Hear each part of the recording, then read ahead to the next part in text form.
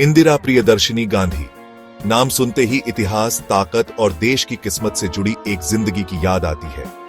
1917 में जन्मी इंदिरा का बचपन आम नहीं था। वो आनंद भवन में पली बढ़ी, जो सिर्फ एक घर नहीं बल्कि भारतीय स्वतंत्रता आंदोलन की एक खास जगह थी। उनके दादा मोतीलाल नेहरू एक मशहूर वकील और कांग्रेस नेता थे और उनके पिता कोई और नहीं बल्कि जवाहरलाल नेहरू, वो करिश्माई शख्स जो आजाद भारत के पहले प्रधानमंत्री बने। सोचिए, एक छोटी सी इंदिरा अपने जमाने के दिग्गजों से घिरी हुई। शांति के दूत महात्मा गांधी अक्सर वहां आते जाते थे। आजादी, इंसाफ और भारत के भविष्य पर बातचीत होती रहती थी। इन शुरुआती तजुर्बों ने इंदिरा के नन्हे मन पर गहरा असर डाला।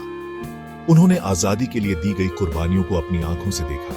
उन्होंने एक नए आजाद देश के सामने आने वाली चुनौतियों को भी देखा। इस असाधारण परिवार में भी इंदिरा को निजी परेशानियों का सामना करना पड़ा। उनकी मां कमला नेहरू की सेहत ठीक नहीं रहती थी। इंदिरा अक्सर उनकी देखभाल करती थी। अपनी मां को तपेदिक से जूझते हुए देखा। इस अनुभव ने उनमें सहानुभूति और दृढ़ता पैदा की। इसने स्वास्थ्य सेवा और सामाजिक न्याय के महत्व को भी उजागर किया, जो बाद में उनके अपने राजनीतिक एजेंडे में प्रमुखता से शामिल हुए। नेहरू परिवार में जीवन बिल्कुल भी साधारण नहीं था। यह एक ऐसा बचपन था जो राजनीति, बलिदान और भारत के लिए गहरे प्यार में डूबा हुआ था।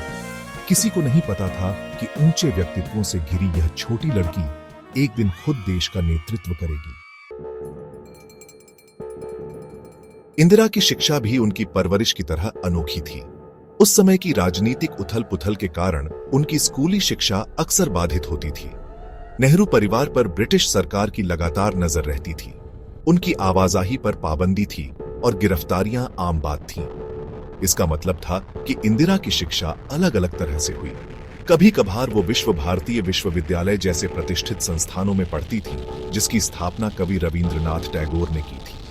नेहरू के करीबी दोस्त टैगोर ने इंदिरा की बुद्धिमत्ता को पहचाना और उनकी जिज्ञासा को प्रोत्साहित किया। ये उनके जीवन के शुरुआती साल थे, जिन्होंने उन्हें विविध विचारों से रूबरू कराया और उनकी स्वतंत्र भावना को बढ़ावा दिया। हालांकि आजादी की लड़ाई की मांगों के आगे ज्ञान की खोज अक्सर पीछे छूट जाती थी। किशोरावस्था में ही इंदिरा खुद को राजनीतिक सक्रियता के भंवर में फंसा हुआ पाया। उन्होंने विरोध प्रदर्शनों में भाग लिया, राष्ट्रवादी साहित्य बांटा और अपनी मां के साथ जेल में भी समय बिताया। कक्षा से दूर ये अनुभव उनके विश्व दृष्टिकोण और सामाजिक न्याय के प्रति उनकी प्रतिबद्धता को आकार देने में समान रूप से महत्वपूर्ण थे। बाद में इंदिरा ने ऑक्सफोर्ड के सोमरविले कॉलेज में उच्च शिक्षा प्राप्त की। इस अवधि ने उनके क्षितिज को व्यापक किया, उन्हें पश्चिमी विचारों और संस्कृति से परिचित कराया।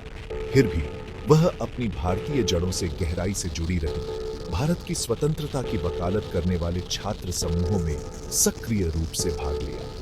ऑक्सफोर्ड में उनके समय ने उनकी बुद्धि और जटिल राजनीतिक परिदृश्यों को समझने की उनकी क्षमता को निखारा। ये ऐसे कौशल थे जो उनके भविष्य के करियर में अमूल्य साबित होंगे।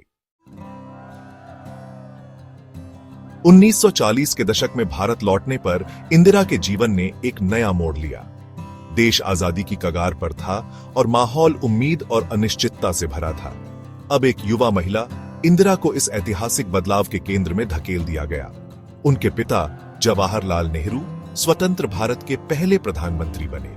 इंदिरा ने उनकी आधिकारिक परिचारिका के रूप में काम किया, उनके साथ राजकीय यात्राओं पर गईं और प्रधानमंत्री आवास के मामलों का प्रबंधन किया।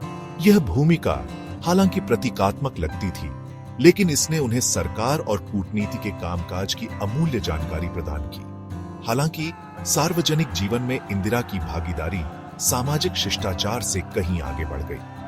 उन्होंने खुद को सामाजिक कार्यों में डुबो दिया। कमला नेहरू मेमोरियल अस्पताल की स्थापना की, जो उनकी मां की स्मृति और स्वास्थ्य सेवा के प्रति उनकी अपनी प्रतिबद्धता का प्रमाण था। उन्होंने कांग्रेस पार्टी में भी सक्रिय भूमिका निभाई, अपनी राजनीतिक कुशाग्रता और जीवन के सभी क्षेत्रों के लोगों से जुड़ने की अपनी क्षमता का प्रदर्शन किया। इस दौरान इंदिरा ने पत्रकार और राजनेता फिरोज गांधी से शादी की। उनका विवाह हालांकि अपरंपरागत और कभी-कभी उथल-पुथल भरा था, लेकिन आपसी सम्मान और सामाजिक न्याय के प्रति साझा प्रतिबद्धता पर आधारित था। उनके दो बेटे राजीव और संजय थे, जो बाद में भारतीय राजनीति में महत्वपूर्ण भूमिका निभाएंगे। पारिवारिक जीवन और अपनी बढ़ती सार्वजनिक छवि के बीच संतुलन बनाते हुए इंदिरा ने राष्ट्रीय मंच पर अपनी जगह बनानी शुरू कर दी। उनकी बुद्धिमत्ता, उनका करिश्मा और अपने पिता के दृष्टिकोण के प्रति उनका अटूट समर्पण ने उन्हें एक ऐसी ताकत बना दिया जिसके साथ समझौता करना पड़ा।